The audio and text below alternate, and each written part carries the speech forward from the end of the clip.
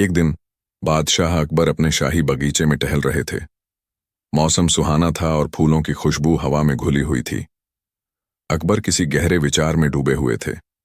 उन्होंने महसूस किया कि उनके पास सब कुछ है, धन, शक्ति, प्रजा का प्यार और एक बुद्धिमान सलाहकार जैसा बीरबल। लेकिन फिर भी कुछ ऐसे सवाल थे जो उनके मन को हमेशा कुरेदते रहते थे, जिनके जवाब उन्हें कहीं नहीं मिलते थे। उन्होंने बीरबल को अपने पास बुलाया, जो उस समय एक पेड़ के नीचे बैठकर एक कविता पढ़ रहे थे। बीरबल, अकबर ने कहा, मैं आज तुमसे कुछ ऐसे सवाल पूछना चाहता हूं जो मुझे अक्सर परेशान करते हैं। मुझे लगता है कि इन सवालों का जवाब सिर्फ तुम ही दे सकते हो। बीरबल ने विनम्रता से सिर झुकाया। जहां अपना, आपका हुक्म सर आंखों पर। आप पूछिए, मैं अपनी पूरी अक्ल लगाकर आपके सवालों का जवाब देने की कोशिश करूंगा। अकबर ने एक गहरी सांस ली और बोले, बीरबल, मैं तुम्हें 3 सवाल पूछूंगा। यदि तुम इन तीनों सवालों का ऐसा जवाब दे पाए जो मुझे पूरी तरह से संतुष्ट कर दे, तो मैं तुम्हें सोने के 5000 सिक्के और एक जागीर भेंट करूंगा। लेकिन यदि तुम इनमें से किसी एक का भी संतोषजनक जवाब नहीं दे पाए, तो तुम्हें 1 महीने के लिए दरबार से निलंबित कर दिया जाएगा और तुम्हें कोई भी शाही काम करने की अनुमति नहीं होगी। यह एक बड़ी चुनौती थी, क्योंकि अकबर के सवाल हमेशा पेचीदा होते थे। बीरबल ने चुनौती स्वीकार की। अकबर ने अपनी पहली पहेली पूछी। पहला सवाल, बीरबल, मुझे बताओ, इस दुनिया में सबसे कीमती चीज क्या है? बीरबल ने सोचा। उन्होंने पिछली बार अकबर के सबसे बड़े खजाने वाले सवाल का जवाब अनुभव दिया था, लेकिन यह सवाल कीमती चीज के बारे में था, जो थोड़ा अलग था। बीरबल जानते थे कि अकबर किसी साधारण जवाब से संतुष्ट नहीं होंगे। बीरबल ने कुछ पल सोचा और फिर आत्मविश्वास से बोले, जहां पनाह, इस दुनिया में सबसे कीमती चीज है विश्वास। अकबर ने अपनी भौहें चढ़ाईं। विश्वास? बीरबल, तुम यह क्या कह रहे हो? धन, दौलत, हीरे, जवाहरात, क्या ये सब कीमती नहीं है? ज्ञान, कला, शक्ति, क्या ये सब विश्वास से कम है? बीरबल ने विनम्रता से अपनी बात रखी। माफ कीजिएगा जहां पनाह, लेकिन मेरा तर्क सुनिए। धन आता है और चला जाता है, हीरे चुराए जा सकते हैं, ज्ञान हासिल किया जा सकता है और भुलाया भी जा सकता है, शक्ति क्षण भंगुर होती है, लेकिन विश्वास एक ऐसी चीज है जो एक बार टूट जाए तो उसे दोबारा बनाना लगभग असंभव होता है। एक व्यापारी को अपने ग्राहक पर विश्वास होता है, तभी वह व्यापार कर पाता है। एक सिपाही को अपने सेनापति पर विश्वास होता है, तभी वह युद्ध में अपनी जान दे पाता है। एक राजा को अपनी प्रजा पर विश्वास होता है, तभी वह शांति से राज कर पाता है। और जहां अपना, एक दोस्त को दूसरे दोस्त पर विश्वास होता है, तभी उनकी दोस्ती सच्ची होती है। सबसे बढ़कर हमें खुद पर विश्वास होना चाहिए, तभी हम कुछ भी हासिल कर सकते हैं। विश्वास एक ऐसी डोर है जो रिश्तों को जोड़े रखती है, जो समाज को एकजुट रखती है और जो हमें आगे बढ़ने की हिम्मत देती है। जिस दिन यह विश्वास टूट जाता है, सब कुछ बिखर जाता है। इसलिए मेरे विचार में विश्वास ही इस दुनिया की सबसे कीमती चीज है। अकबर ने ध्यान से बीरबल की बात सुनी। उन्हें बीरबल का तर्क बहुत पसंद आया। उन्होंने सिर हिलाया। हाँ बीरबल, तुम्हारी बात में दम है। विश्वास वाकई में बहुत कीमती चीज है। तुमने मेरे पहले सवाल का संतोषजनक जवाब दिया। बीरबल ने राहत की सांस ली। एक हर्डल पार हो चुका था। अकबर ने अपनी दूसरी पहेली पूछी। दूसरा सवाल, बीरबल, मुझे बताओ, मनुष्य की सबसे बड़ी कमजोरी क्या है? यह सवाल भी उतना ही पेचीदा था। बीरबल जानते थे कि लालच, गुस्सा, डर, ये सभी कमजोरियां हैं, लेकिन अकबर को कुछ गहरा चाहिए था। बीरबल ने फिर कुछ पल सोचा और फिर बोले, जहां अपना, मनुष्य की सबसे बड़ी कमजोरी है असंतोष। अकबर ने आश्चर्य से बीरबल की तरफ देखा। असंतोष? बीरबल, तुम यह क्या कह रहे हो? क्या लालच, ईर्ष्या, क्रोध, ये सब असंतोष से बड़े नहीं हैं? बीरबल ने अपनी बात समझाई। जहां पनाह, लालच असंतोष से ही पैदा होता है। ईर्ष्या असंतोष का ही दूसरा रूप है। क्रोध भी अक्सर तब आता है जब हमारी इच्छाएं पूरी नहीं होती, यानी जब हम असंतुष्ट होते हैं। एक धनी व्यक्ति जिसके पास अपार धन है, वह भी और अधिक धन पाने की चाह में असंतुष्ट रहता है। एक शक्तिशाली राजा जिसके पास पूरा साम्राज्य है, वह भी और अधिक शक्ति पाने के लिए असंतुष्ट रहता है। एक ज्ञानी व्यक्ति जिसके पास बहुत सारा ज्ञान है, वह भी और ज्ञान पाने की चाह में असंतुष्ट रहता है। यह असंतोष ही है जो मनुष्य को कभी शांति से बैठने नहीं देता। यह उसे हमेशा और अधिक पाने और अधिक बनने और अधिक होने के लिए उकसाता है। कभी कभी यह अच्छा भी होता है क्योंकि यह हमें आगे बढ़ने के लिए प्रेरित करता है, लेकिन ज्यादातर यह हमारी खुशियों को छीन लेता है। मनुष्य कभी भी पूरी तरह संतुष्ट नहीं होता और यही उसकी सबसे बड़ी कमजोरी है जो उसे कभी सुख नहीं लेने देती। अकबर ने ध्यान से सुना। उन्हें बीरबल का यह तर्क भी बहुत प्रभावशाली लगा। उन्होंने सोचा कि वाकई में उनकी अपनी जिंदगी में भी कई बार ऐसा हुआ है जब वे किसी चीज को पाकर भी संतुष्ट नहीं हुए। बीरबल, अकबर ने कहा, तुम्हारा जवाब वाकई में सोचने पर मजबूर करने वाला है। असंतोष, हाँ, यह वाकई में मनुष्य की एक गहरी कमजोरी है। तुमने मेरे दूसरे सवाल का भी संतोषजनक जवाब दिया। बीरबल ने फिर से राहत की सांस ली। 2 सवाल पार हो चुके थे। अब आखिरी और सबसे मुश्किल सवाल की बारी थी। अकबर ने एक लंबी सांस ली और अपनी तीसरी और आखिरी पहेली पूछी, जो सबसे गूढ़ थी। तीसरा सवाल, बीरबल, मुझे बताओ, इस दुनिया में सबसे मुश्किल काम क्या है? बीरबल ने इस सवाल पर सबसे ज्यादा सोचा। उन्होंने अपनी आंखों बंद की और गहरे चिंतन में डूब गए। वे जानते थे कि अकबर किसी साधारण जवाब से संतुष्ट नहीं होंगे। युद्ध जीतना, महल बनाना, कानून बनाना? नहीं, अकबर को कुछ और चाहिए था। कुछ देर बाद बीरबल ने अपनी आंखें खोलीं। उनके चेहरे पर एक मुस्कान थी। उन्होंने अकबर की तरफ देखा और बोले, जहां अपना, इस दुनिया में सबसे मुश्किल काम है दूसरों को समझना। अकबर ये सुनकर हैरान रह गए। दूसरों को समझना? बीरबल, तुम ये क्या कह रहे हो? क्या युद्ध जीतना, बड़े बड़े साम्राज्य खड़ा करना या कोई महान खोज करना, ये सब दूसरों को समझने से ज्यादा मुश्किल नहीं है? बीरबल ने विनम्रता से अपनी बात रखी। माफ कीजिएगा जहां पनाह, लेकिन मेरा तर्क सुनिए। युद्ध जीतने के लिए ताकत, रणनीति और साहस चाहिए। साम्राज्य खड़ा करने के लिए योजना और नेतृत्व चाहिए, लेकिन इन सब में समझना उतना मुश्किल नहीं होता जितना किसी दूसरे इंसान को, उसकी भावनाओं को, उसकी सोच को, उसकी जरूरतों को पूरी तरह समझना। एक राजा को अपनी प्रजा को समझना बहुत मुश्किल होता है। उनकी अलग अलग इच्छाएं, उनके दुख, उनकी आकांक्षाएं, इन सब को समझना आसान नहीं। एक पति को अपनी पत्नी को समझना मुश्किल होता है और एक पत्नी को अपने पति को। एक माता पिता को अपने बच्चों को समझना मुश्किल होता है और बच्चों को अपने माता पिता को। यहां तक कि जहां पनाह, एक दोस्त को दूसरे दोस्त को पूरी तरह समझना भी मुश्किल होता है। हम सब अपनी अपनी सोच, अपने अपने अनुभवों और अपनी अपनी भावनाओं में जीते हैं। किसी दूसरे के जूते में चलकर उसकी दुनिया को देखना, उसके नजरिए से सब कुछ समझना, यह सबसे मुश्किल काम है। इसी कारण से रिश्ते टूटते हैं, गलतफहमियां पैदा होती हैं और झगड़े होते हैं। यदि हम सचमुच एक दूसरे को समझ पाते तो यह दुनिया एक बेहतर जगह होती। अकबर ने ध्यान से बीरबल की बात सुनी। वे सोचने लगे। उन्होंने अपने जीवन में कई युद्ध लड़े थे, कई बड़े फैसले लिए थे, लेकिन उन्होंने कभी इस नजरिए से नहीं सोचा था। उन्हें याद आया कि कई बार उन्हें अपनी ही प्रजा की भावनाओं को समझने में कठिनाई हुई थी या अपने ही दरबारियों के विचारों को पूरी तरह समझने में चूक हुई थी। अकबर अपनी गद्दी से उठ खड़े हुए। उनकी आंखों में चमक थी, लेकिन इस बार वह चमक जीत की नहीं बल्कि एक गहरी समझ की थी। उन्होंने बीरबल की तरफ देखा। बीरबल, अकबर ने कहा, आज तुमने मुझे पराजित कर दिया। तुम्हारे तीनों जवाब इतने गहरे, इतने सत्य और इतने संतोषजनक हैं कि मैं तुम्हें चुनौती देने में असफल रहा। पूरा दरबार सन्न रह गया। किसी ने कभी नहीं सोचा था कि बादशाह अकबर सरेआम यह स्वीकार करेंगे कि वे बीरबल से पराजित हुए हैं। अकबर ने अपनी बात जारी रखी। तुमने सही कहा बीरबल, विश्वास ही सबसे कीमती चीज है, असंतोष ही सबसे बड़ी कमजोरी है और दूसरों को समझना ही सबसे मुश्किल काम है।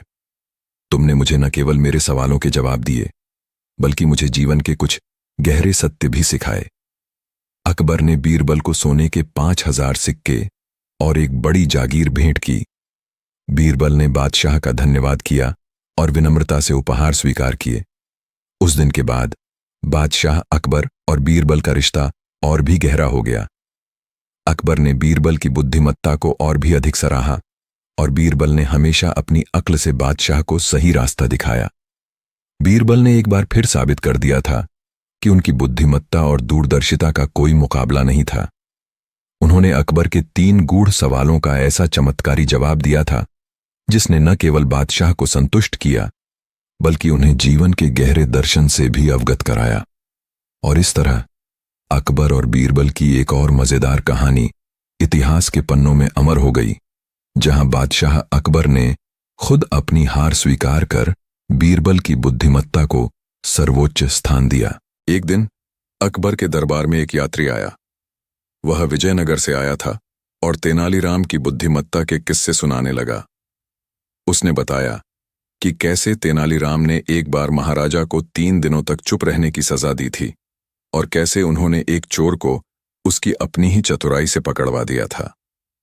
अकबर ने ध्यान से सुना।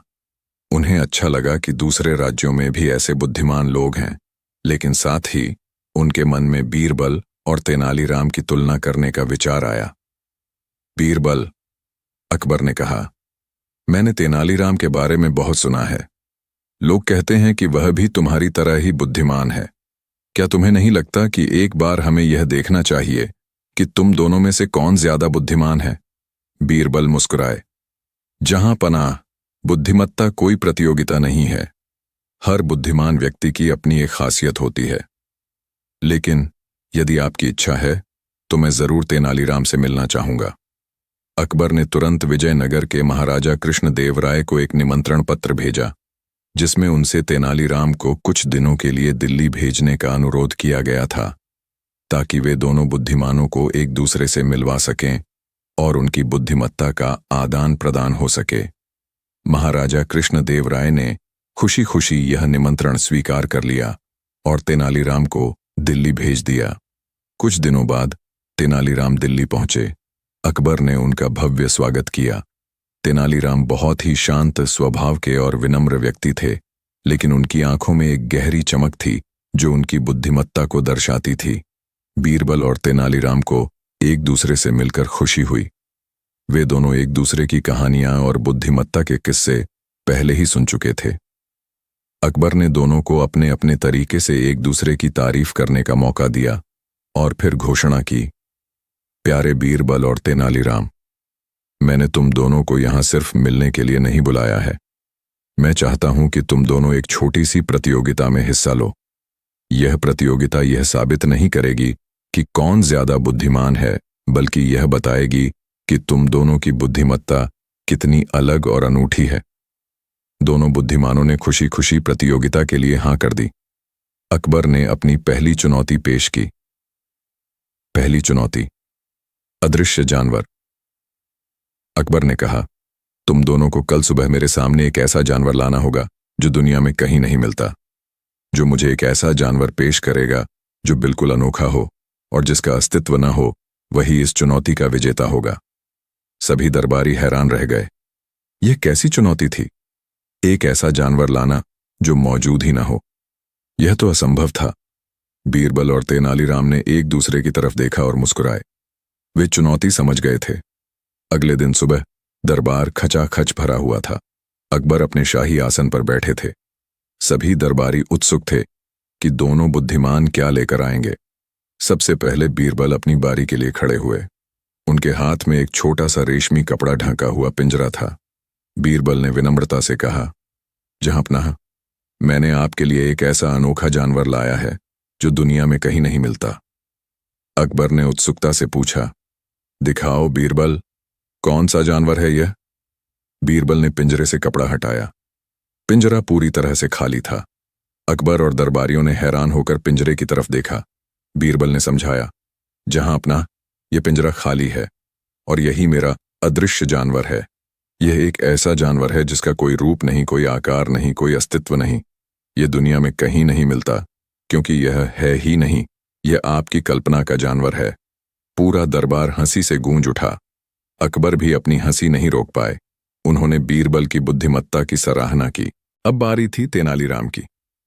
तेनालीराम खड़े हुए। उनके पास कोई पिंजरा या कोई जानवर नहीं था, वे खाली हाथ थे। तेनालीराम ने विनम्रता से कहा, जहां पनाह, मैंने भी आपके लिए एक ऐसा जानवर लाया है जो दुनिया में कहीं नहीं मिलता। अकबर ने पूछा, लेकिन तेनालीराम, तुम्हारे पास तो कुछ भी नहीं है। तेनालीराम मुस्कुराए, जी जहां पनाह, मैंने आपके लिए असंभव जानवर लाया है। यह एक ऐसा जानवर है जो किसी पिंजरे में नहीं समा सकता। यह एक ऐसा जानवर है जिसके बारे में सोचा तो जा सकता है, लेकिन देखा नहीं जा सकता। यह एक ऐसा जानवर है जिसे छूने की कोशिश करने पर वह गायब हो जाता है। फिर तेनालीराम ने एक काल्पनिक चित्र बनाते हुए कहा, जहां पनाह, मेरा जानवर एक उड़ने वाला हाथी है जिसकी 7 सूंडें हैं और जिसके पंख सोने के हैं और वह सितारों की धूल खाता है। क्या ऐसा जानवर दुनिया में कहीं मिल सकता है? दरबारियों ने तेनालीराम की बात सुनकर जोरदार ठहाके लगाए। अकबर भी तेनालीराम की कल्पना और हाजिर जवाबी से बहुत प्रभावित हुए। अकबर ने कहा, तुम दोनों ने इस चुनौती को अद्भुत तरीके से हल किया है। बीरबल ने दिखाया कि कुछ भी न होना भी एक अनोखा जानवर हो सकता है, और तेनालीराम ने कल्पना की शक्ति से एक ऐसा जानवर पेश किया जो असंभव है। तुम दोनों ही इस चुनौती के विजेता हो। दूसरी चुनौती, सबसे मीठा झूठ। अकबर ने अपनी दूसरी चुनौती पेश की, प्यारे बुद्धिमानों, अब तुम दोनों को मुझे एक ऐसा झूठ सुनाना होगा जो इतना मीठा हो कि मैं उसे सच मान लूं। जो मुझे सबसे मीठा और विश्वसनीय झूठ सुनाएगा वही इस चुनौती का विजेता होगा। यह सुनकर दरबारी फिर से हैरान रह गए। बादशाह को झूठ सुनाना, यह तो बहुत खतरनाक हो सकता था। बीरबल और तेनालीराम ने एक दूसरे की तरफ देखा। यह चुनौती भी दिलचस्प थी। अगले दिन अकबर दरबार में बैठे थे। सभी उत्सुक थे कि दोनों बुद्धिमान क्या झूठ सुनाएंगे। सबसे पहले बीरबल खड़े हुए। उन्होंने हाथ जोड़कर कहा, जहां पनाह, मैं आपको एक ऐसा मीठा झूठ सुनाना चाहता हूं जो आपके दिल को छू जाएगा। बीरबल ने कहा, जहां पनाह, रात मैंने एक सपना देखा। मैंने देखा कि आप इतने धार्मिक और पुण्यवान राजा हैं कि स्वयं देवलोक के इंद्रदेव आपसे मिलने पृथ्वी पर आए। उन्होंने आपको सोने के सिंहासन पर बैठाया और कहा, अकबर, तुम धरती के सबसे महान राजा हो। तुम्हारी प्रजा तुम्हें इतना प्यार करती है कि वे तुम्हें भगवान मानते हैं। स्वर्ग में भी तुम्हारी जय जयकार होती है। बीरबल ने थोड़ा रुक कर देखा कि अकबर के चेहरे पर हल्की मुस्कान आ गई थी। बीरबल ने आगे कहा, और इंद्रदेव ने आपको स्वर्ग आने का निमंत्रण दिया, जहां आपको अमृत पीने को मिलेगा और आप अमर हो जाएंगे। अकबर की आंखों में चमक थी। उन्हें यह झूठ वाकई में बहुत मीठा लगा था। अब बारी थी तेनालीराम की। तेनालीराम खड़े हुए और हाथ जोड़कर बोले, जहां पनाह, मेरा झूठ शायद उतना मीठा न लगे, लेकिन यह आपको सोचने पर मजबूर कर देगा। तेनालीराम ने कहा, जहां पनाह, आज सुबह मैं आपके महल के पास से गुजर रहा था। मैंने देखा कि आपके महान पिता, स्वर्गीय बादशाह हुमायूं, एक पेड़ के नीचे बैठे थे और उदास लग रहे थे। मैंने उनसे पूछा, जहां पनाह, आप इतने उदास क्यों हैं? उन्होंने गहरी सांस ली और कहा, मैं इसीलिए उदास हूं बेटा, क्योंकि मेरा बेटा अकबर, जो अब इस हिंदुस्तान का बादशाह है, वह अभी तक मेरा दिया हुआ वह वादा नहीं निभा पाया है जो उसने बचपन में मुझसे किया था। यह सुनकर अकबर चौंक गए। उनके चेहरे पर चिंता की लकीरें उभर आईं। तेनालीराम, तुम यह क्या कह रहे हो? मेरे पिता ने मुझसे कब क्या वादा लिया था? मुझे तो याद नहीं। तेनालीराम मुस्कुराए, जहां पनाह, मुझे तो नहीं पता कि वह वादा क्या था। मुझे तो बस इतना पता है कि आपके पिता यह बात कहकर बहुत उदास थे कि आप अपने बचपन का वह वादा भूल गए हैं। पूरा दरबार सन्न रह गया। अकबर गंभीर हो गए। उन्हें सच में लग रहा था कि शायद उन्होंने बचपन में कोई वादा किया होगा जो उन्हें याद नहीं आ रहा था। तेनालीराम का झूठ इतना सच्चा लग रहा था कि अकबर उसे सच मान बैठे थे। अकबर ने कुछ देर सोचा और फिर बोले, बीरबल, तुम्हारा झूठ बहुत मीठा था और मुझे बहुत पसंद आया। लेकिन तेनालीराम, तुम्हारा झूठ इतना विश्वसनीय था कि मुझे सच में लग रहा था कि मेरे पिता मुझसे नाराज हैं। तुमने मुझे सच में सोचने पर मजबूर कर दिया। इस चुनौती के विजेता तेनालीराम हैं। तेनालीराम ने विनम्रता से सिर झुकाया। तीसरी चुनौती, सबसे बड़ी मूर्खता। अकबर ने अपनी तीसरी और आखिरी चुनौती पेश की। प्यारे बुद्धिमानों, अब तुम दोनों को मुझे एक ऐसे इंसान के बारे में बताना होगा जिसने आज तक की सबसे बड़ी मूर्खता की हो।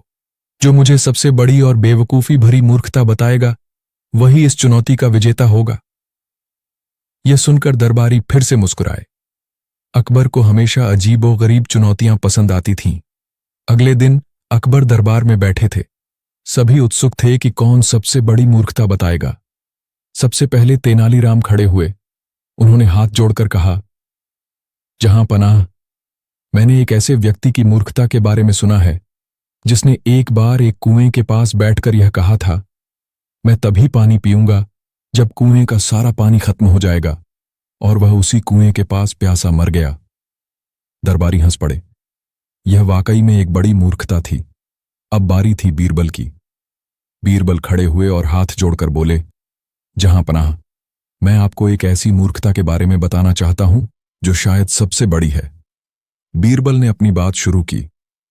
जहां पनाह, मैंने एक बार एक आदमी को देखा जिसने एक बहुत ऊंचे पहाड़ पर चढ़ने का फैसला किया। उसने अपने साथ न कोई रस्सी ली, न खाने पीने का कोई सामान, न कोई पानी।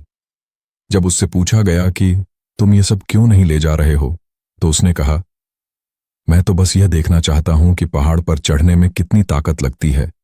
अगर मैं ऊपर पहुंच गया तो ठीक है, अगर नहीं पहुंचा तो गिरकर मर जाऊंगा और मेरी समस्या खत्म। बीरबल ने थोड़ा रुककर अकबर के चेहरे पर देखा। बीरबल ने आगे कहा, और कहां पनाह, वह आदमी कोई और नहीं बल्कि मैं खुद था। जब मैंने आपकी इन चुनौतियों को स्वीकार किया था, मैंने बिना यह सोचे कि मैं क्या कर रहा हूं, आपकी चुनौतियों को स्वीकार कर लिया था। पूरा दरबार सन्न रह गया।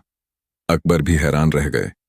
बीरबल ने खुद को ही सबसे बड़ा मूर्ख घोषित कर दिया था, लेकिन बीरबल की बात में एक गहरा अर्थ छुपा था। उन्होंने यह कहकर अपनी विनम्रता और हाजिर जवाबी दोनों का परिचय दिया था।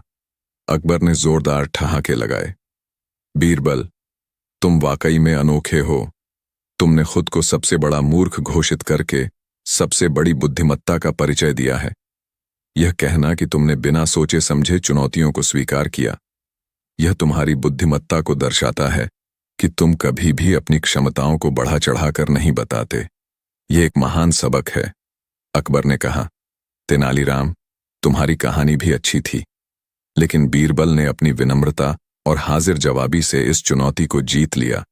इस चुनौती के विजेता बीरबल हैं। अकबर ने कहा, तुम दोनों ने मेरी उम्मीद से बढ़कर प्रदर्शन किया है। तुम दोनों वाकई में महान बुद्धिमान हो। बीरबल, तुमने अपनी रचनात्मकता और हाजिर जवाबी से मुझे हर बार हैरान किया। और तेनालीराम, तुमने अपनी कल्पना और विश्वसनीय झूठ से मुझे सोचने पर मजबूर कर दिया। यह प्रतियोगिता सिर्फ यह साबित करने के लिए थी कि बुद्धिमत्ता के कई रूप होते हैं, और तुम दोनों ने इसे बखूबी दिखाया है। तुम दोनों ही मेरे लिए विजेता हो। अकबर ने दोनों बुद्धिमानों को सोने के सिक्के और कीमती उपहार भेंट किए। बीरबल और तेनालीराम ने एक दूसरे को गले लगाया। उन्होंने महसूस किया कि वे दुश्मन नहीं, बल्कि एक दूसरे के सम्माननीय साथी थे। तेनालीराम कुछ दिनों बाद अपने राज्य वापस लौट गए, लेकिन बीरबल और तेनालीराम की दोस्ती हमेशा बनी रही। वे समय समय पर एक दूसरे को पत्र लिखते और अपनी बुद्धिमत्ता के किस्से साझा करते रहते थे। इस प्रतियोगिता ने न केवल अकबर का मनोरंजन किया, बल्कि उन्हें यह भी सिखाया कि बुद्धिमत्ता सिर्फ एक प्रकार की नहीं होती, बल्कि उसके कई रंग और रूप होते हैं। बीरबल ने तेनालीराम के साथ मिलकर साबित कर दिया था कि जब दो बुद्धिमान आमने सामने आते हैं तो यह सिर्फ एक प्रतियोगिता नहीं होती, बल्कि ज्ञान और हास्य का एक अनूठा संगम होता है। और इस तरह अकबर और बीरबल की एक और मजेदार कहानी इतिहास के पन्नों में अमर हो गई। एक दिन बादशाह अकबर का दरबार लगा हुआ था। सभी दरबारी अपने अपने आसन पर बैठे थे। तभी एक अजीबो गरीब दिखने वाला व्यापारी दरबार में दाखिल हुआ। वह ऊंचे कद का था, उसके बाल सफेद थे और उसकी आंखों में एक अजीब सी चमक थी। उसके पास कोई सामान नहीं था सिवाय एक छोटे से लकड़ी के बक्से के। वह न तो किसी साधारण व्यापारी जैसा लग रहा था, न किसी दरबारी जैसा। दरबारी हैरान थे कि यह अजनबी कौन है और यहां क्या करने आया है। अकबर ने भी उत्सुकता से उस व्यापारी की तरफ देखा। कौन हो तुम, अजनबी? अकबर ने पूछा। और इस दरबार में क्या करने आए हो? व्यापारी ने हाथ जोड़कर विनम्रता से कहा, जहां अपना, मेरा नाम ज्ञानचंद है और मैं एक दूर देश से आया हूं। मैं यहां कुछ बेचने या खरीदने नहीं आया हूं, बल्कि मैं एक अनोखा व्यापार करता हूं। मैं ज्ञान का व्यापार करता हूं। मैं आपके दरबार में एक ऐसी चीज बेचने आया हूं जिसकी कीमत सिर्फ बुद्धिमान लोग ही समझ सकते हैं। दरबारी एक दूसरे की तरफ देखने लगे। ज्ञान का व्यापार? ये कैसी बात थी? अकबर मुस्कुराए। ज्ञान का व्यापार? ये तो बहुत दिलचस्प लग रहा है, लेकिन तुम्हारे पास बेचने के लिए क्या है और उसकी कीमत क्या है? ज्ञानचंद ने अपने हाथ में पकड़े लकड़ी के छोटे बक्से की तरफ इशारा किया। जहां अपना, इस बक्से में वह चीज है जिसे मैं बेचने आया हूं, और इसकी कीमत मैं बोलकर नहीं बताऊंगा। मेरी बोली एक पहेली है। जो कोई मेरी पहेली को सुलझा लेगा, उसे ही मेरी चीज मिलेगी और उसे ही उसकी कीमत समझ आएगी। ये सुनकर पूरे दरबार में खुसर पुसर होने लगी। एक व्यापारी जिसकी बोली एक पहेली थी, यह तो और भी दिलचस्प था। अकबर ने बीरबल की तरफ देखा, जो मुस्कुरा रहे थे। अकबर जानते थे कि यह चुनौती बीरबल के लिए ही थी। बीरबल, अकबर ने कहा, यह अनोखा व्यापारी और उसकी पहेली, मुझे लगता है कि यह तुम्हारे लिए ही है। बीरबल ने विनम्रता से हाथ जोड़े। जी जहां पनाह, मैं इस व्यापारी की पहेली का जवाब देने की कोशिश करूंगा। ध्यानचंद ने बीरबल की तरफ देखा। उसकी आंखों में एक चमक थी। उसने गहरी सांस ली और अपनी पहेली सुनानी शुरू की। ध्यानचंद की पहेली। मैं दिखता नहीं, पर मेरा अस्तित्व है। मैं छुआ नहीं जा सकता, पर हर जगह हूं। मैं तुम्हें सब कुछ दे सकता हूं, पर मेरा कुछ नहीं है। मैं तुम्हें बर्बाद कर सकता हूं, पर मैं कोई हथियार नहीं। मैं तुम्हें ऊंचाइयों पर ले जा सकता हूं, पर मेरे पंख नहीं। मैं तुम्हें नीचा गिरा सकता हूं, पर मेरे पैर नहीं। बताओ मैं कौन हूं? पूरा दरबार सन्न रह गया। यह एक बहुत ही गूढ़ पहेली थी। दरबारी एक दूसरे की तरफ देख रहे थे, लेकिन किसी के पास कोई जवाब नहीं था। वे सोचने लगे कि यह क्या हो सकता है, हवा, समय, भाग्य? लेकिन कोई भी जवाब पहेली के सभी हिस्सों पर खरा नहीं उतर रहा था। बीरबल ने अपनी ठोड़ी पर हाथ रखा और गहराई से सोचने लगे। ज्ञानचंद की आंखों में एक अजीब सी चमक थी, जैसे वह बीरबल के जवाब का इंतजार कर रहा हो। अकबर भी उत्सुकता से बीरबल की तरफ देख रहे थे। कुछ देर बाद बीरबल ने अपनी आंखें खोलीं। उनके चेहरे पर एक हल्की मुस्कान थी। ज्ञानचंद जी, बीरबल ने कहा, आपकी पहेली वाकई में गूढ़ है, लेकिन मुझे लगता है कि मुझे इसका जवाब मिल गया है। दरबार में सन्नाटा छा गया। सभी ने अपनी सांसें रोक लीं। बीरबल ने आत्मविश्वास से कहा, आपकी पहेली का जवाब है मनुष्य का अहंकार, ईगो। ज्ञानचंद का चेहरा बदल गया। उनकी आंखों में चमक और भी बढ़ गई। अकबर और सभी दरबारी हैरान थे। अहंकार? ये कैसे हो सकता है? बीरबल ने अपनी बात समझाई। सुनिए ज्ञानचंद जी, और जहां अपना, मेरा तर्क। मैं दिखता नहीं, पर मेरा अस्तित्व है। अहंकार एक भावना है, एक विचार है। यह दिखता नहीं, पर हर इंसान के अंदर इसका अस्तित्व होता है। मैं छुआ नहीं जा सकता, पर हर जगह हूं। अहंकार को छुआ नहीं जा सकता, पर यह हर इंसान के विचारों, शब्दों और कर्मों में मौजूद होता है। यह हर जगह है जहां इंसान है। मैं तुम्हें सब कुछ दे सकता हूं, पर मेरा कुछ नहीं है। जब अहंकार सकारात्मक होता है, जैसे आत्मविश्वास, तो वह तुम्हें बड़े से बड़े लक्ष्य हासिल करने की शक्ति देता है, तुम्हें सब कुछ दिला सकता है। लेकिन अहंकार का अपना कोई वास्तविक स्वरूप या संपत्ति नहीं होती। ये बस एक भावना है। मैं तुम्हें बर्बाद कर सकता हूं, पर मैं कोई हथियार नहीं। जब अहंकार नकारात्मक होता है, जैसे घमंड, तो वह इंसान को बर्बाद कर सकता है, उसे दूसरों से अलग कर सकता है, उसके रिश्ते तोड़ सकता है, उसकी सफलता को छीन सकता है। लेकिन यह कोई भौतिक हथियार नहीं है। मैं तुम्हें ऊंचाइयों पर ले जा सकता हूं, पर मेरे पंख नहीं। आत्मविश्वास के रूप में अहंकार तुम्हें महान ऊंचाइयों पर ले जा सकता है, तुम्हें सफल बना सकता है, तुम्हें प्रसिद्ध कर सकता है, लेकिन इसके कोई पंख नहीं होते। मैं तुम्हें नीचा गिरा सकता हूं, पर मेरे पैर नहीं। घमंड के रूप में अहंकार तुम्हें नीचा गिरा सकता है, तुम्हें जमीन पर ला सकता है, तुम्हारी इज्जत मिट्टी में मिला सकता है, लेकिन इसके कोई पैर नहीं होते। बीरबल ने अपनी बात खत्म की। पूरे दरबार में सन्नाटा छा गया था। सभी दरबारी बीरबल के तर्क से सहमत लग रहे थे। अकबर भी अपनी गद्दी से उठ खड़े हुए। ज्ञानचंद ने बीरबल की तरफ देखा। उनकी आंखों में सम्मान और आश्चर्य दोनों थे। उन्होंने बीरबल की तरफ झुककर प्रणाम किया।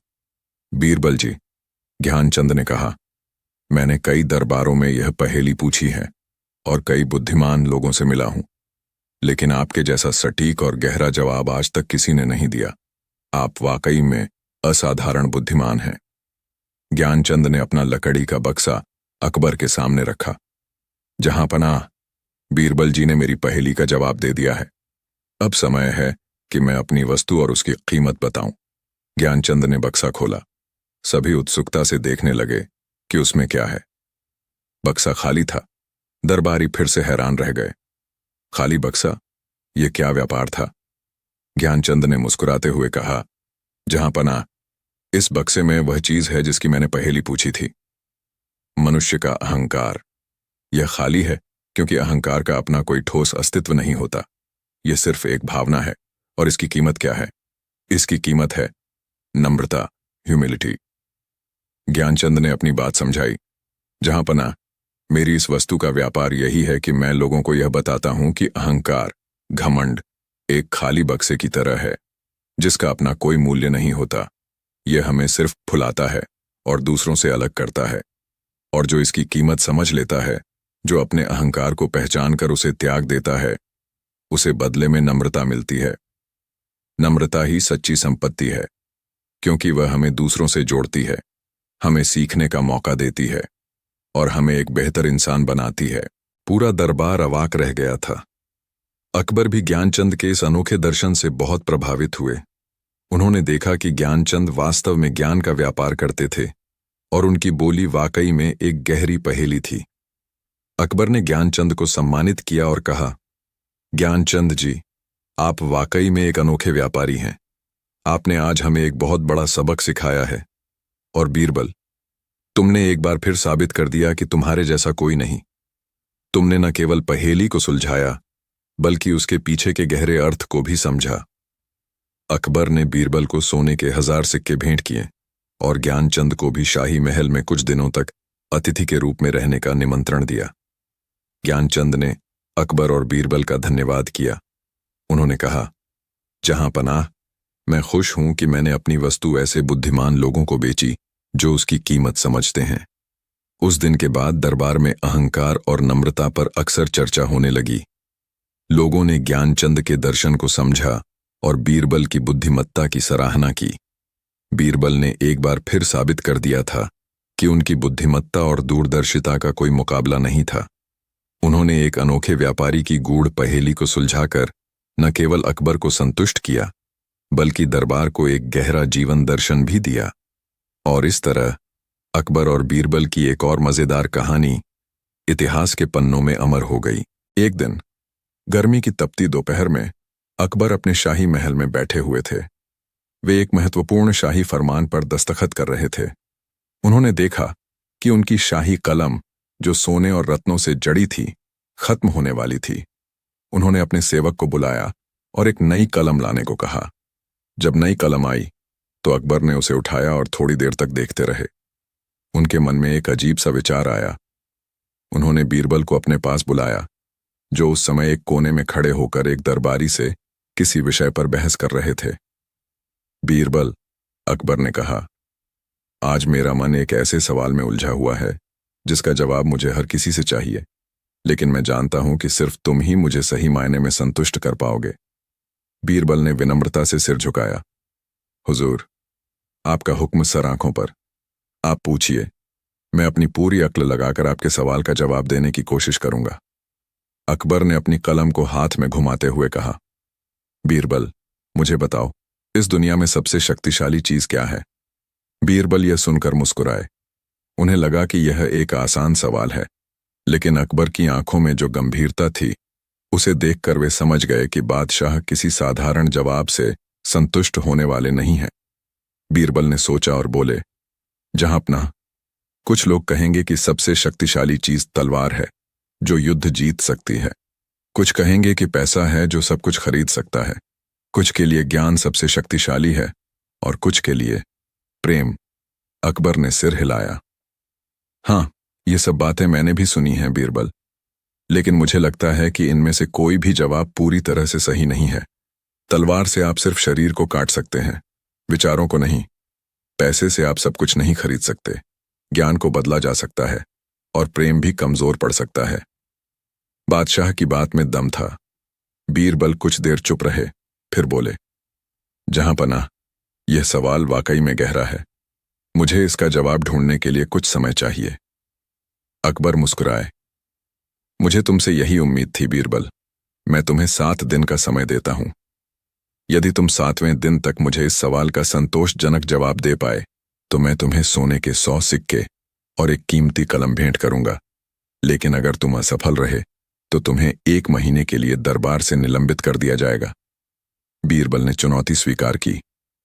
वे जानते थे कि अकबर ने हमेशा उन्हें उनकी बुद्धिमत्ता के लिए सराहा था और यह एक ऐसा अवसर था जब उन्हें अपनी पूरी अक्ल लगानी थी। अगले कुछ दिनों तक बीरबल ने शहर के हर कोने में घूमना शुरू किया। वे बाजारों में गए, साधुओं और फकीरों से मिले, बच्चों के साथ खेले, बूढ़े बुजुर्गों से बात की। उन्होंने हर तरह के लोगों से उनका सबसे शक्तिशाली चीज के बारे में पूछा। एक सिपाही ने कहा, मेरी तलवार सबसे शक्तिशाली है, जो दुश्मनों का सिर काट सकती है। एक व्यापारी ने कहा, मेरा धन सबसे शक्तिशाली है, जो मुझे सब कुछ खरीद सकता है। एक विद्वान ने कहा, मेरा ज्ञान सबसे शक्तिशाली है, जो दुनिया को बदल सकता है। एक बूढ़ी औरत ने कहा, मेरी प्रार्थना सबसे शक्तिशाली है, जो भगवान को भी झुका सकती है। बीरबल ने इन सभी जवाबों को ध्यान से सुना, लेकिन उन्हें उनमें से कोई भी ऐसा नहीं लगा जो अकबर को संतुष्ट कर सके। हर जवाब किसी न किसी चीज से जुड़ा था, जो खोया जा सकता था या बदल सकता था। जैसे जैसे दिन बीतते गए, बीरबल की चिंता बढ़ती गई। 6 दिन बीत चुके थे और उन्हें अभी भी वह चमत्कारी जवाब नहीं मिला था जिसकी उन्हें तलाश थी। 7वें दिन की सुबह बीरबल अपने घर में चिंतित बैठे थे। उनकी पत्नी ने उन्हें उदास देखकर पूछा, क्या बात है स्वामी, आप इतने परेशान क्यों हैं? बीरबल ने अपनी पत्नी को अकबर का सवाल और अपनी परेशानी बताई। पत्नी ने ध्यान से सुना और फिर मुस्कुराई। स्वामी, आप इतनी छोटी सी बात के लिए परेशान हैं। इसका जवाब तो बहुत सरल है। बीरबल ने आश्चर्य से अपनी पत्नी को देखा। सरल? मैंने पूरे शहर में घूमकर हर किसी से पूछा, लेकिन कोई भी ऐसा जवाब नहीं दे पाया जो बादशाह को संतुष्ट कर सके। पत्नी ने कहा, आप जिस चीज से लिख रहे हैं उसे ही देखिए। आप बादशाह के फरमान जिस चीज से लिखते हैं उसे ही देखिए। क्या वह सबसे शक्तिशाली नहीं? बीरबल ने अपनी कलम उठाई। उनके हाथ में एक साधारण सी कलम थी। पत्नी की बात सुनकर अचानक उनकी आंखों में चमक आ गई। उन्हें अपना जवाब मिल गया था। शाम को बीरबल बादशाह अकबर के दरबार में हाजिर हुए। दरबार खचाखच भरा हुआ था। सभी दरबारी उत्सुक थे कि बीरबल अकबर के अनोखे सवाल का क्या जवाब देंगे। अकबर अपनी शाही गद्दी पर बैठे थे। उनके चेहरे पर हल्की मुस्कान थी, जैसे वे बीरबल की हार का इंतजार कर रहे हों। तो बीरबल, अकबर ने कहा, क्या तुम्हें मेरे सवाल का जवाब मिला? इस दुनिया में सबसे शक्तिशाली चीज क्या है? बीरबल ने विनम्रता से सिर झुकाया। जी जहांपना, मुझे आपके सवाल का जवाब मिल गया है। दरबार में सन्नाटा छा गया। सबने अपनी सांसें रोक लीं। बीरबल ने अपनी आंखों में चमक के साथ कहा, जहांपना, इस दुनिया में सबसे शक्तिशाली चीज है कलम। अकबर यह सुनकर हैरान रह गए। कलम? बीरबल, तुम यह क्या कह रहे हो? एक छोटी सी कलम जो सिर्फ स्याही उगलती है, वह तलवार, पैसे या ज्ञान से ज्यादा शक्तिशाली कैसे हो सकती है? बीरबल मुस्कुराए। माफ कीजिएगा जहांपना, लेकिन मेरे विचार से कलम ही वह अमूल्य शक्ति है जो किसी भी अन्य चीज से बढ़कर है। सुनिए मेरे तर्क। कलम तलवार से भी ज्यादा शक्तिशाली है। एक तलवार सिर्फ शरीर को काट सकती है, लेकिन एक कलम विचारों को बदल सकती है। एक तलवार सिर्फ एक युद्ध जीत सकती है, लेकिन एक कलम पूरे इतिहास को बदल सकती है। युद्ध तलवार से नहीं, बल्कि विचारों से जीते जाते हैं, और वे विचार कलम से ही लिखे जाते हैं। कलम पैसे से ज्यादा शक्तिशाली है। पैसा सिर्फ चीजें खरीद सकता है, लेकिन कलम कानून बनाती है, सरकारें बनाती हैं और समाज को दिशा देती है। एक कलम से लिखा गया फरमान पूरे राज्य की अर्थव्यवस्था बदल सकता है, जबकि पैसा सिर्फ कुछ लोगों की जेब भर सकता है। कलम ज्ञान से ज्यादा शक्तिशाली है। ज्ञान दिमाग में रहता है, लेकिन जब उसे कलम से कागज पर उतारा जाता है तो वह अमर हो जाता है। कलम ज्ञान को संरक्षित करती है, उसे पीढ़ियों तक पहुंचाती है और उसे दूसरों के साथ साझा करती है। बिना कलम के ज्ञान सिर्फ कुछ लोगों तक सीमित रहेगा। कलम भावनाओं को व्यक्त करती है।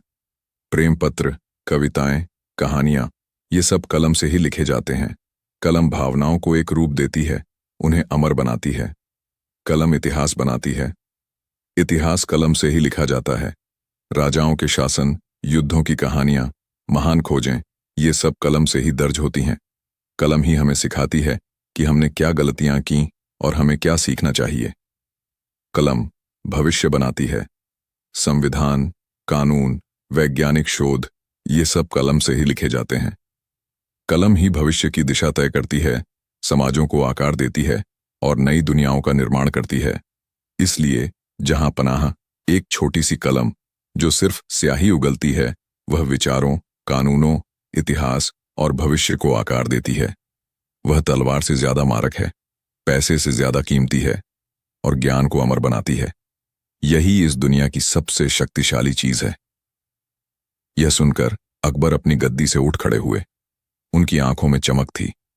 उन्होंने बीरबल की तरफ देखा और उनके चेहरे पर एक गहरी संतुष्टि दिखाई दी। वाह बीरबल, वाह! अकबर ने तालियां बजाते हुए कहा, आज तुमने मुझे एक ऐसे विचार से परिचित कराया है जिसे मैंने पहले कभी नहीं सोचा था। तुम्हारा जवाब न केवल संतोषजनक है, बल्कि यह बेहद गहरा और सत्य भी है। कलम, हाँ, कलम ही इस दुनिया की सबसे शक्तिशाली चीज है। तुमने मुझे हंसा दिया, क्योंकि मैंने कभी इस साधारण सी चीज के बारे में ऐसे सोचा ही नहीं था। और तुमने मुझे सोच में डाल दिया, क्योंकि तुम्हारी बात में इतना दम है कि मैं उसे झुठला नहीं सकता। पूरा दरबार बीरबल की बुद्धिमत्ता की प्रशंसा में तालियों से गूंज उठा। अकबर ने बीरबल को सोने के 100 सिक्के और एक चमकदार रत्नों से जड़ी शाही कलम भेंट की। बीरबल ने बादशाह का धन्यवाद किया और विनम्रता से उपहार स्वीकार किए। उस दिन के बाद बादशाह अकबर अक्सर अपने दरबारियों और प्रजा से कहते थे, तलवार से राज्य जीते जाते हैं, लेकिन कलम से शासन किया जाता है। धन से सब कुछ नहीं खरीदा जा सकता, लेकिन कलम से विचारों का आदान प्रदान किया जा सकता है। ज्ञान से आप बुद्धिमान बनते हैं, लेकिन कलम से ज्ञान अमर हो जाता है। हमेशा याद रखो, एक छोटी सी कलम में दुनिया को बदलने की शक्ति होती है। बीरबल ने एक बार फिर साबित कर दिया था कि उनकी बुद्धिमत्ता और हाजिर जवाबी का कोई मुकाबला नहीं था। उन्होंने अकबर के अनोखे सवाल का ऐसा चमत्कारी जवाब दिया था जिसने न केवल बादशाह को संतुष्ट किया, बल्कि सभी को एक नया और गहरा जीवन दर्शन भी दिया। और इस तरह अकबर और बीरबल की एक और मजेदार कहानी इतिहास के पन्नों में अमर हो गई। एक बार की बात है, बादशाह अकबर के शाही महल में एक बड़ा और खूबसूरत तालाब था। इस तालाब में तरह तरह की रंगीन मछलियां रहती थीं, जो तालाब की शोभा बढ़ाती थीं। अकबर को इन मछलियों को देखना बहुत पसंद था। एक दिन एक मछुआरा बादशाह अकबर के दरबार में आया। उसके हाथ में एक छोटा सा घड़ा था, जिसे उसने कपड़े से ढक रखा था। उसने दरबार में आकर बादशाह को सलाम किया और बोला, जहांपनाह, मैं आपके लिए एक अनोखी भेंट लाया हूं, जिसे देखकर आप प्रसन्न होंगे। अकबर ने उत्सुकता से पूछा, ऐ मछुआरे, ऐसी क्या अनोखी भेंट है तुम्हारे पास? मछुआरे ने धीरे से कपड़े को हटाया। घड़े के अंदर पानी में एक मछली तैर रही थी। यह मछली सोने की बनी हुई लग रही थी। उसका रंग शुद्ध सोने जैसा चमक रहा था और उसकी आंखें मोतियों जैसी थीं। सभी दरबारी यह देखकर हैरान रह गए। ऐसी मछली उन्होंने पहले कभी नहीं देखी थी। अकबर भी इस अद्भुत मछली को देखकर दंग रह गए। अरे वाह, यह तो वाकई में अनोखी मछली है। क्या यह सोने की बनी है या यह प्राकृतिक रूप से ऐसी है? मछुआरा बोला, जहांपनाह, यह प्राकृतिक रूप से ऐसी ही है। यह एक ऐसी प्रजाति की मछली है जो बहुत कम पाई जाती है। मुझे यह मछली एक रहस्यमयी झील में मिली थी, जो ऊंचे पहाड़ों के बीच छिपी हुई है। अकबर बहुत खुश हुए। उन्होंने मछुआरे को ढेर सारे सोने के सिक्के दिए और उस सोने की मछली को अपने शाही तालाब में छोड़ने का आदेश दिया, ताकि वह सभी दरबारियों और प्रजा के लिए एक अद्भुत दृश्य बन सके। सोने की मछली को शाही तालाब में छोड़ दिया गया। पहले तो वह थोड़ा घबराई हुई थी, लेकिन धीरे धीरे वह तालाब में दूसरी मछलियों के साथ तैरने लगी। उसकी चमक से पूरा तालाब जगमगा उठा। लोग दूर दूर से उस सोने की मछली को देखने आने लगे। लेकिन कुछ दिनों बाद एक अजीब घटना घटी। हर सुबह जब महल के सेवक तालाब में मछलियों को दाना डालने आते थे, तो उन्हें तालाब में एक और सोने की मछली मिलती थी। यह देखकर वे हैरान रह जाते थे।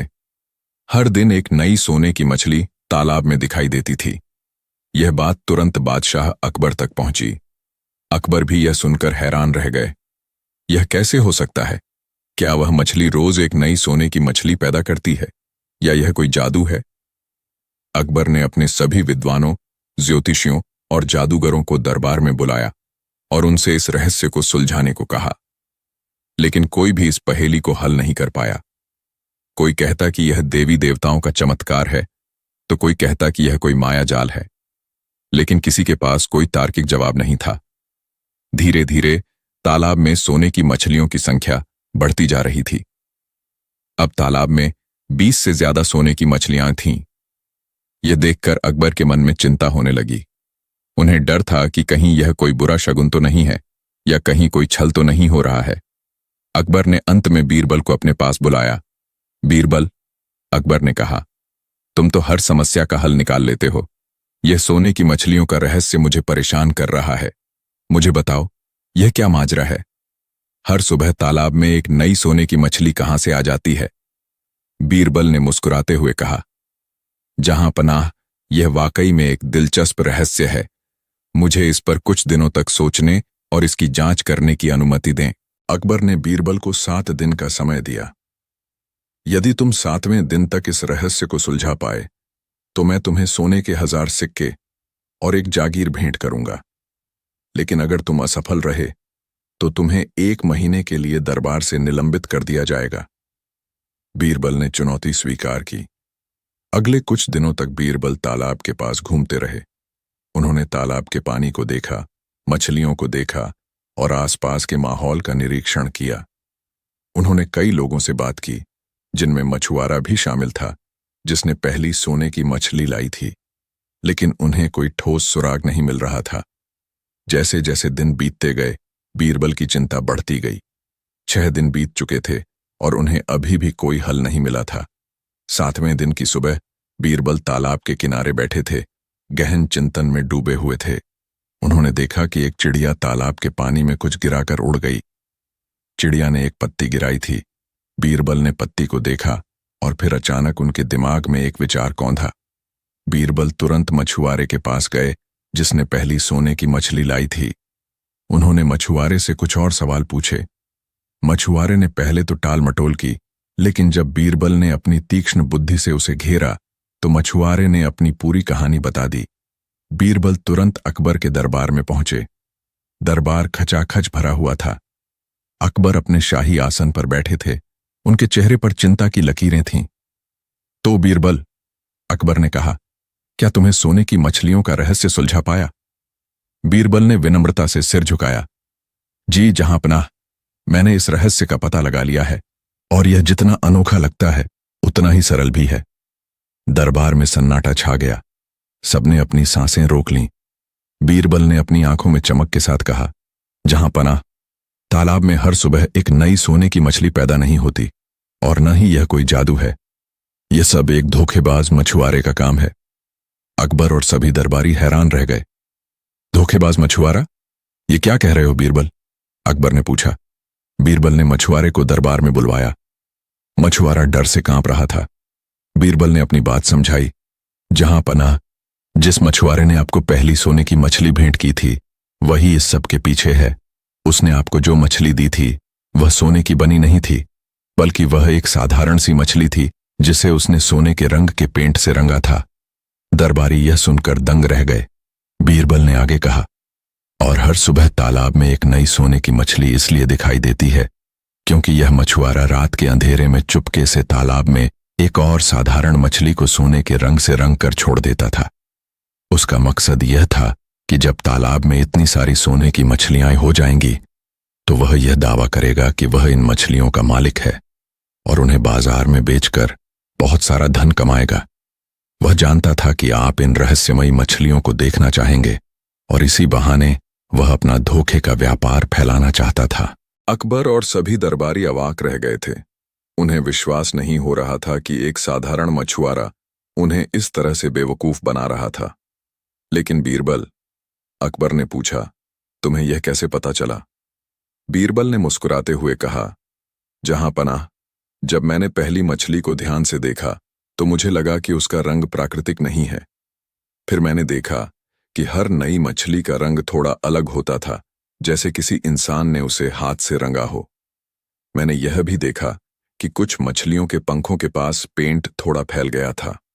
और आज सुबह जब मैं तालाब के किनारे बैठा था तो मैंने देखा कि एक चिड़िया ने तालाब में एक पत्ती गिराई। पत्ती के ऊपर कुछ सोने के रंग के छोटे छोटे कण थे। तब मुझे समझ आया कि यह मछुआरा तालाब के किनारे कहीं बैठकर मछलियों को रंग रहा होगा और रंग के कण हवा में उड़कर पत्तियों पर गिर गए होंगे। मैंने फिर इस मछुआरे से पूछताछ की और उसे सच्चाई बताने के लिए मजबूर किया। यह सुनकर अकबर का गुस्सा 7वें आसमान पर पहुंच गया। उन्होंने तुरंत मछुआरे को गिरफ्तार करने का आदेश दिया और उसे कड़ी सजा सुनाई। फिर अकबर ने बीरबल की तरफ देखा। उनकी आंखों में चमक थी और उनके चेहरे पर एक गहरी संतुष्टि दिखाई दी। बीरबल, तुम वाकई में महान हो, अकबर ने तालियां बजाते हुए कहा। तुम्हारी बुद्धिमत्ता और दूरदर्शिता का कोई मुकाबला नहीं। तुमने एक बार फिर मेरे दरबार को एक बड़े धोखे से बचाया है। तुमने न केवल इस रहस्य को सुलझाया बल्कि हमें यह भी सिखाया कि हर चमकती हुई चीज सोना नहीं होती। पूरा दरबार बीरबल की बुद्धिमत्ता की प्रशंसा में तालियों से गूंज उठा। अकबर ने बीरबल को सोने के 1000 सिक्के और एक जागीर भेंट की। बीरबल ने बादशाह का धन्यवाद किया और विनम्रता से उपहार स्वीकार किए। उस दिन के बाद बादशाह अकबर और भी सतर्क हो गए। उन्होंने अपनी प्रजा को भी समझाया कि वे किसी भी चीज पर आंख बंद करके विश्वास न करें, बल्कि हमेशा अपनी बुद्धि का प्रयोग करें और सच्चाई का पता लगाएं। बीरबल ने एक बार फिर साबित कर दिया था कि उनकी बुद्धिमत्ता और हाजिर जवाबी का कोई मुकाबला नहीं था। उन्होंने सोने की मछली के रहस्य को सुलझाकर न केवल अकबर को संतुष्ट किया बल्कि दरबार में बुद्धि का ताला भी खोला और सबको एक नया जीवन दर्शन भी दिया। और इस तरह अकबर और बीरबल की एक और मजेदार कहानी इतिहास के पन्नों में अमर हो गई। एक बार की बात है, सम्राट अकबर के विशाल और समृद्ध राज्य में एक बहुत ही प्रसिद्ध चित्रकार रहता था जिसका नाम मनोहर था। मनोहर अपनी कला के लिए दूर दूर तक जाना जाता था और उसके बनाए चित्र इतने सजीव लगते थे कि जैसे अभी बोल उठेंगे। एक दिन बादशाह अकबर ने मनोहर को एक शाही उत्सव के लिए एक विशाल चित्र बनाने का आदेश दिया। इस चित्र में दरबार के सभी महत्वपूर्ण व्यक्तियों और शाही परिवार को दर्शाना था। मनोहर ने कई हफ्तों तक कड़ी मेहनत की।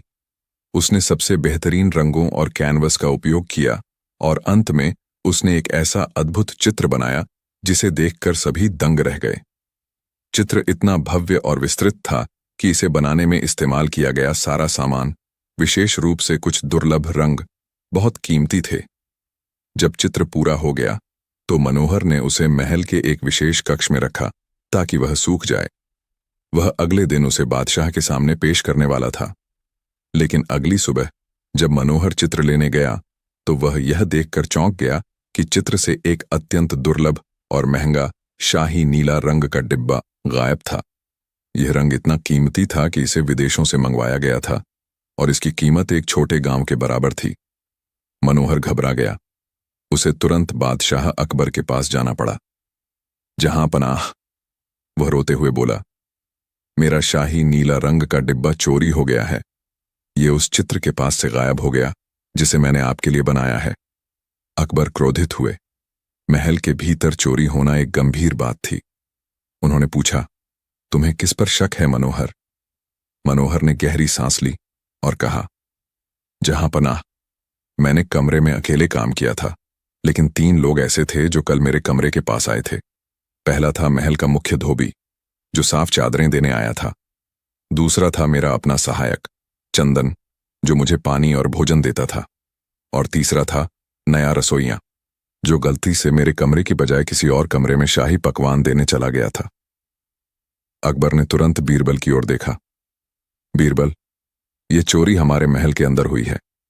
हमारी इज्जत का सवाल है, तुम्हें चोर का पता लगाना ही होगा। बीरबल ने मुस्कुराते हुए कहा, चिंता न करें जहां पना, चोर कितना भी चालाक क्यों न हो, वह बीरबल की नजर से बच नहीं सकता।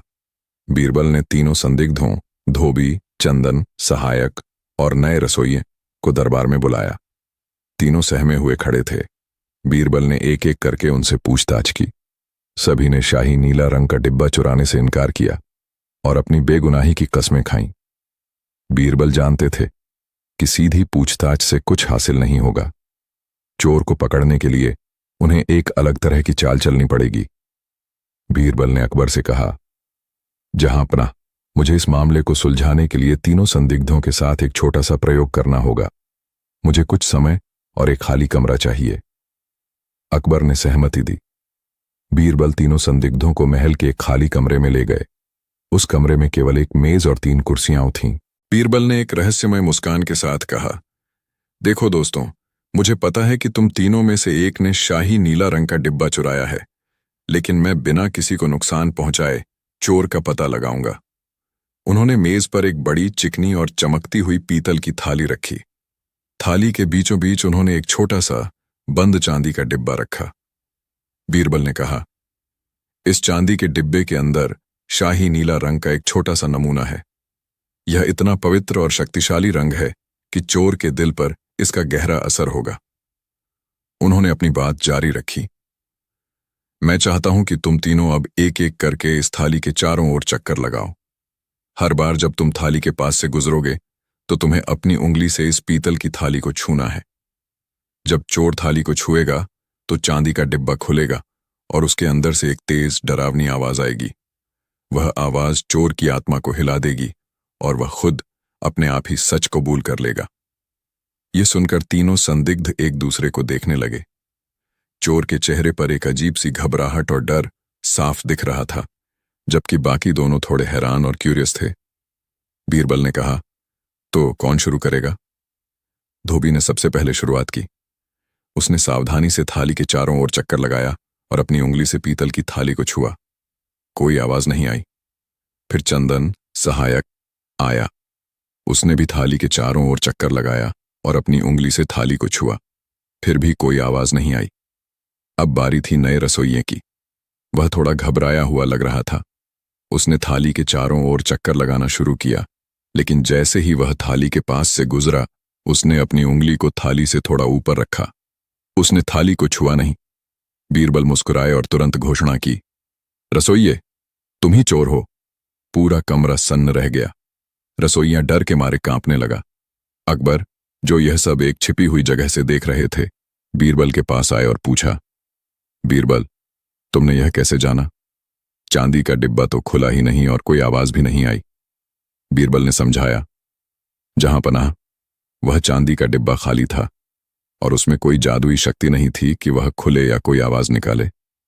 मैंने सिर्फ एक मनोविज्ञान का खेल खेला।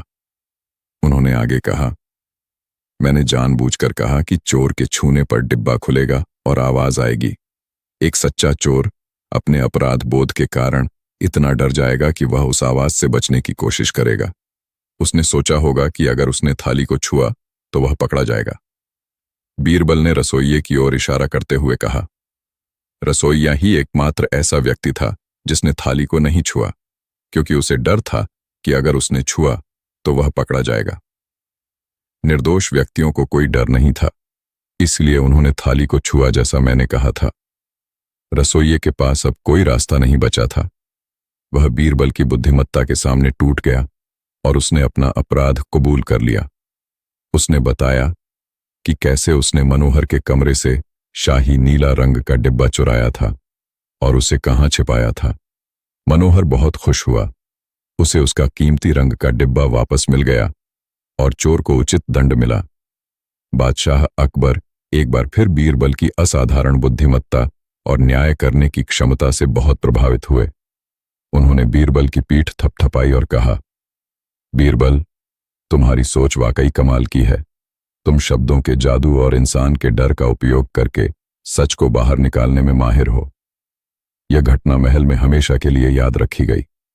बीरबल ने एक बार फिर साबित कर दिया कि उनकी बुद्धि और चालाकी किसी भी रहस्य को सुलझा सकती है और सच को सामने ला सकती है, चाहे वह कितनी भी चतुराई से छिपाया गया हो। नैतिक शिक्षा। यह कहानी हमें सिखाती है कि झूठ बोलने वाला व्यक्ति अक्सर अपने ही डर और चालाकी में फंस जाता है। अपराधी का अपराध बोध ही उसे सबसे पहले बेनकाब करता है। सच को कितना भी छुपाने की कोशिश की जाए, वह हमेशा सामने आ ही जाता है। ईमानदारी और सत्यनिष्ठा ही सबसे अच्छा मार्ग है। एक सुबह दरबार लगा हुआ था। चारों ओर खुसर पुसर चल रही थी। दरबारी अपनी दैनिक गतिविधियों में व्यस्त थे जब शहंशाह अकबर एक गंभीर मुद्रा में सिंहासन पर विराजमान हुए।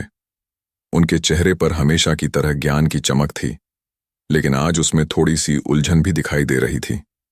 उन्होंने एक गहरी सांस ली और अपने दरबारियों की ओर देखा।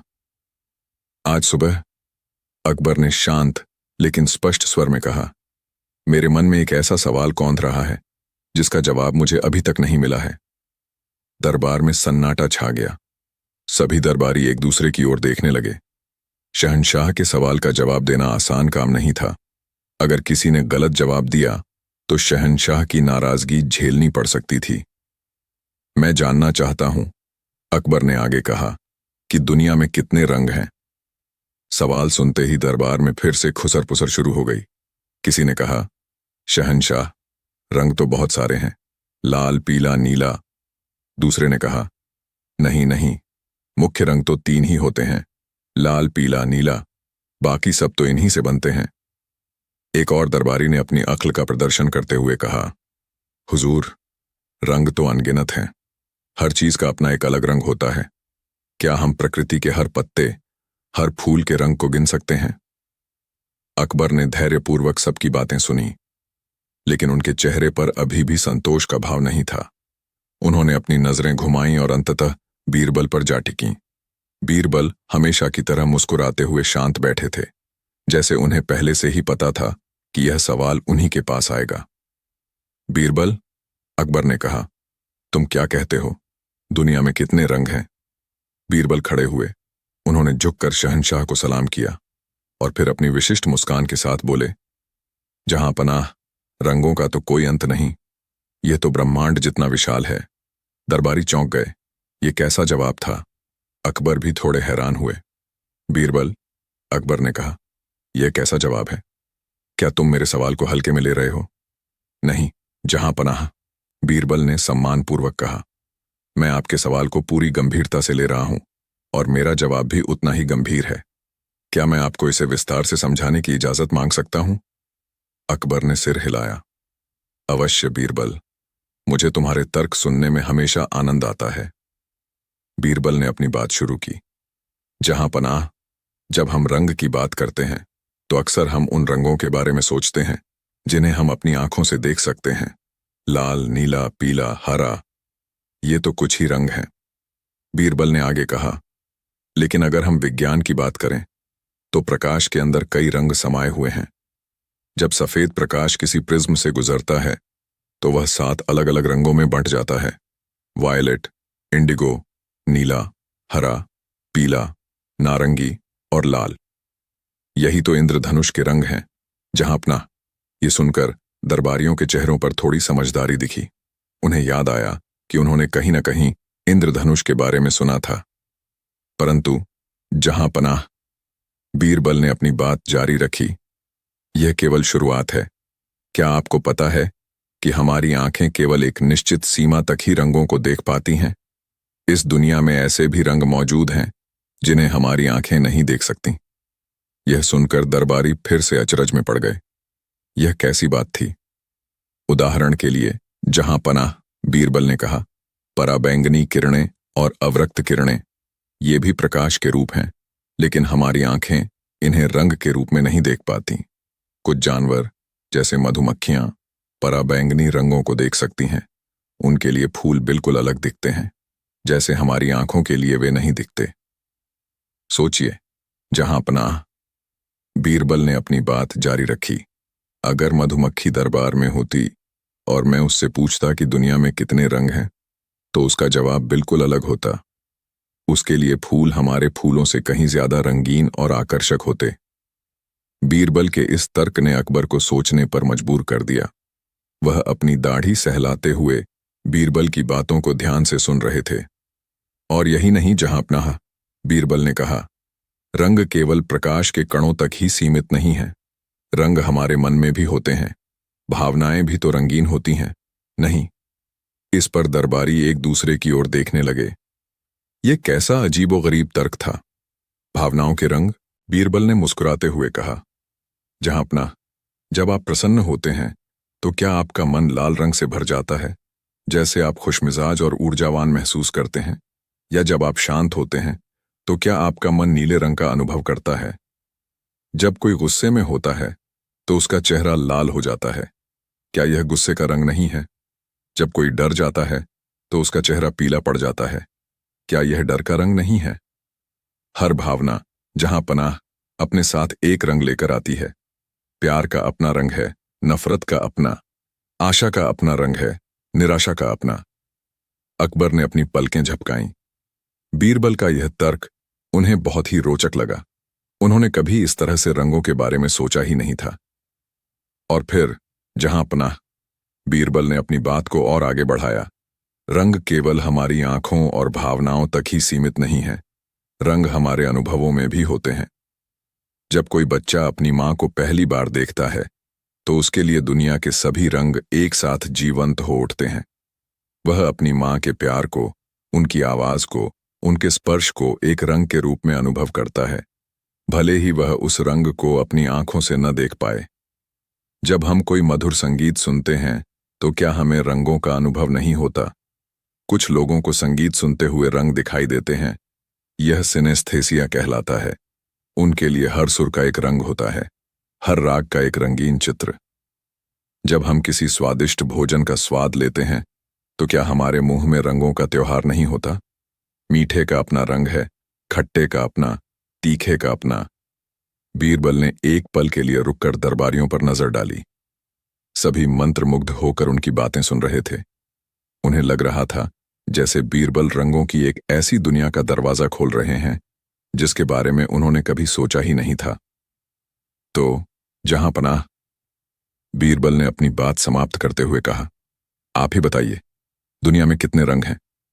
क्या आप उन सभी रंगों को गिन सकते हैं जो प्रकाश में हैं, जो हमारी भावनाओं में हैं, जो हमारे अनुभवों में हैं? नहीं, जहां पनाह। रंग तो अनंत है। जहां पनाह, वे इंद्रधनुष की तरह हैं, 7 मुख्य रंग।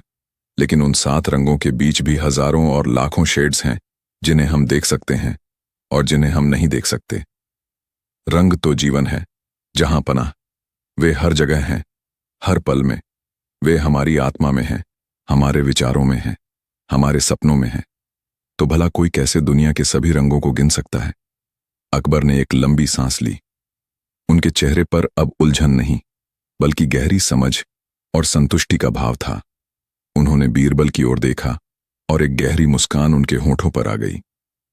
वाह बीरबल, अकबर ने कहा, तुमने हमेशा की तरह मेरे सवाल का जवाब एक ऐसे तरीके से दिया है जिसकी मैंने कल्पना भी नहीं की थी। तुमने रंगों की एक पूरी नई दुनिया मेरे सामने खोल दी है। तुम्हारे जवाब ने मुझे न केवल रंगों के बारे में सोचने पर मजबूर किया, बल्कि जीवन के हर पहलू के बारे में सोचने पर मजबूर किया। तुमने सही कहा बीरबल, रंग तो अनंत है, ठीक वैसे ही जैसे इस ब्रह्मांड की विविधता अनंत है। दरबारियों ने तालियां बजानी शुरू कर दी। वे बीरबल की बुद्धिमत्ता और उनकी अनूठी सोच से बेहद प्रभावित थे। तो, मेरे प्यारे दरबारियों, अकबर ने मुस्कुराते हुए कहा, हमने आज बीरबल से सीखा कि दुनिया में अनगिनत रंग हैं, ठीक वैसे ही जैसे अनगिनत संभावनाएं और अनगिनत अनुभव हैं। और इस तरह अकबर का रंगीन सवाल, बीरबल ने दिया इंद्रधनुष जैसा जवाब। यह कहानी पूरे साम्राज्य में फैल गई और बीरबल की बुद्धिमत्ता की एक और मिसाल बन गई। उस दिन से जब भी कोई रंगों की बात करता तो उन्हें बीरबल का यह अद्भुत जवाब याद आता, जिसने रंगों की परिभाषा को केवल आंखों तक सीमित न रखकर उसे जीवन के हर पहलू से जोड़ दिया था। यह कहानी हमें सिखाती है कि कई बार हमारे सबसे सीधे सादे सवालों के जवाब भी उतने सीधे नहीं होते। जीवन की जटिलता और सुंदरता को समझने के लिए हमें एक व्यापक दृष्टिकोण की आवश्यकता होती है, ठीक वैसे ही जैसे बीरबल ने रंगों को देखा। और यही बीरबल की महानता थी, वे हर चीज में गहराई और अर्थ ढूंढ लेते थे, चाहे वह कितना भी साधारण क्यों न लगे।